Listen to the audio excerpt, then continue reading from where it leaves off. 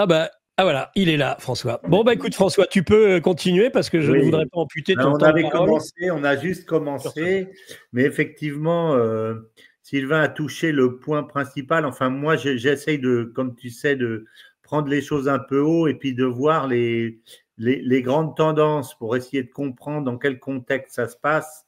Et si je résume un peu les choses de ce qui s'est passé depuis le début et depuis l'arrivée de Trump, je dirais que la première chose, c'est que je pense qu'il a une bonne lecture du monde et de l'histoire aujourd'hui, ce qui n'était pas le cas des démocrates. Ça, c'est déjà la base. C'est-à-dire que les démocrates étaient dans le système hégémonique américain et moi, je savais depuis longtemps que le basculement du monde faisant que le Sud prend de plus en plus de poids, ça devient de plus en plus impossible d'être hégémonique sur le monde par la voie des armes. C'est contradictoire. Par contre, il a compris qu'il était important d'abord de faire en sorte que le monde soit dirigé par des zones d'influence avec des grandes forces politiques. Les États-Unis représentent une d'entre elles, mais une d'entre elles et les autres étant citées par Rubio, les Chinois et les Russes dans une certaine mesure, il dit, dans une certaine mesure, les Indiens dont il ne parle pas, l'Arabie saoudite dont il ne parle pas, mais bon. Donc, il a compris ça. Et ça, c'est fondamental, parce que sinon, si tu reviens dans un système démocrate, tu vas à la guerre civile, hein, tu vas à la guerre mondiale, parce que le Sud n'acceptera jamais ou n'acceptera, et encore plus après cette phase d'aujourd'hui, la méthode militaire. Donc, ça pètera. Et si ça pète, c'est les États-Unis qui s'effondreront parce qu'ils n'ont plus les moyens. Donc, Trump a compris. Donc, ayant compris ça, je pense qu'il s'est attaqué très courageusement à ces trois conflits, les deux conflits militaires et le conflit commercial. Le conflit militaire avec l'Ukraine qui traîne depuis, qui est l'histoire d'une relation américano-russe non résolue depuis 1945. Oui. Je dirais, non résolue depuis 1945. Et aujourd'hui, je dirais qu'elle est résolue sur le principe, mais pas dans les faits. C'est-à-dire, elle est résolue sur le principe de façon implicite parce que je pense qu'il y a une conjonction des planètes qui fait qu'elles ont tendance à se rapprocher parce qu'elles ont besoin à chaque fois l'une de l'autre. Les États-Unis pour ne pas se retrouver seuls avec une puissance russo-chinoise d'un côté et les Russes pour ne pas se faire coincer, pour ne pas se faire aspirer dans un conflit russo-américain, évidemment. Ils ont besoin d'avoir une position de monsieur bons offices et pas une position de laquais des Chinois, évidemment. Donc, c'est très important. Mais le temps, la difficulté des choses, les différences de culture font que ce rapprochement ne se fait pas facilement, je dirais. Et je vais revenir là-dessus. Ça, c'est le premier conflit. Le deuxième conflit, c'est évidemment le conflit de Gaza, le conflit de la Palestine en général, où on voit depuis 1948 que c'est une guerre sans issue que mène Israël, puisqu'ils ne transformeront pas l'ensemble du Moyen-Orient en Bantoustan. Ce n'est pas vrai. C'est pas vrai, c'est pas possible. Donc, c'est une guerre sans issue, surtout par rapport à une puissance commerciale comme celle de l'Arabie saoudite et des autres pays du Golfe qui ne demandent qu'à se transformer, aller investir, se développer, etc.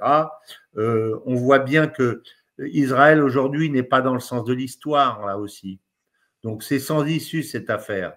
C'est sans issue. Et je pense qu'il l'a compris, même s'il a été élu par des groupes aux États-Unis comme l'AIPAC et tout ça qui sont très puissants. Je pense qu'il a compris que c'était pas qu'il fallait que l'histoire là aussi avait changé, comme on le voit depuis toujours. Enfin, moi, je suis ça depuis toujours et je me dis bon ben où est la cohérence stratégique des Israéliens dans cette affaire? Bon. Ils étaient portés encore une fois par leur crédit victimaire qui aujourd'hui n'existe plus. Donc je dirais que le roi est nu dans cette affaire. Et le troisième, évidemment, c'est la Chine qu'on a intégrée en 2000 pour des raisons évidemment de rapacité commerciale parce que ce que tu faisais fabriquer à 50 pour le vendre à 100 dans nos pays, dans les petites usines, les t-shirts, les chemises Lacoste, dans les petites usines françaises, tu le fais fabriquer à 1 en Chine ou en Thaïlande et tu le revends toujours à 100 dans les mêmes boutiques françaises. Donc, moi, je l'ai vu parce que j'ai vu ça en Afrique, et j'ai vu ça partout. Et quand j'allais là-bas, je voyais que les marges que se mettaient les grands groupes, et en particulier grands groupes de luxe, dans la poche étaient absolument faramineux. Mais à côté de l'usine Lacoste, qui fabriquait pour Lacoste, il y avait une usine qui s'appelait Costla, écrit en chinois, qui fabriquait les Lacoste chinoises et qui, elle, les vendait à 10 € au lieu de les vendre à 100 € dans le monde entier, avec 2 crocodiles qui étaient des crocodiles à l'envers, tout simplement. Donc la Chine a compris l'intérêt de la contrefaçon, qui, je le rappelle, est le premier trafic au monde avant le trafic de la drogue et le trafic des êtres humains. Le premier trafic au monde, c'est la contrefaçon. Donc, on a enrichi la planète, un certain nombre de trafiquants de la planète, aussi bien des grands groupes que les tricheurs chinois, etc.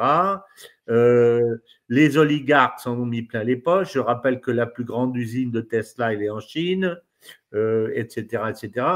Donc, il y avait quelque chose d'inique là-dedans, dans le fait de vider les nations de leur capacité industrielle sous un faux prétexte, en disant ah oui, mais il faut l'industrie, c'est pas propre, c'est pas bien, ce qui fait bien, c'est les services. Et tu parles quand tu n'as plus d'industrie, ben forcément le chômage augmente dans des proportions importantes. Donc, il fallait régler ce problème, et il s'est attaqué aux 3 en même temps. Alors, il l'a fait, je trouve, de façon assez hardie, pour dire le mot. D'une part, alors, en raccrochant les wagons avec les Russes. Enfin, maintenant, dès qu'il y a un problème, il s'appelle avec Poutine, qui aurait dit il y a seulement 1 an qu'au moindre problème, Poutine et Trump allaient s'appeler et passer 1h30 ensemble. C'est une révolution des esprits, ce qu'on voit aujourd'hui. Donc ça, c'est l'Ukraine. Zelensky est en train de se faire mettre, je dirais, en caleçon, mais petit à petit. Les Européens, ils gèrent ça comme ils peuvent, pas très bien, mais je pense qu'il ne veut pas aujourd'hui les casser pour pas ajouter, je dirais, à la pagaille du monde, surtout s'il est dans un conflit commercial avec la Chine, où il a encore besoin de l'Europe de son côté. Et puis au Moyen-Orient, ben, il y a la manœuvre d'encerclement que l'on voit, avec les Houthis d'abord, avec la visite triomphale au Moyen-Orient, avec la négociation avec l'Iran. Je ne rentre pas dans les détails.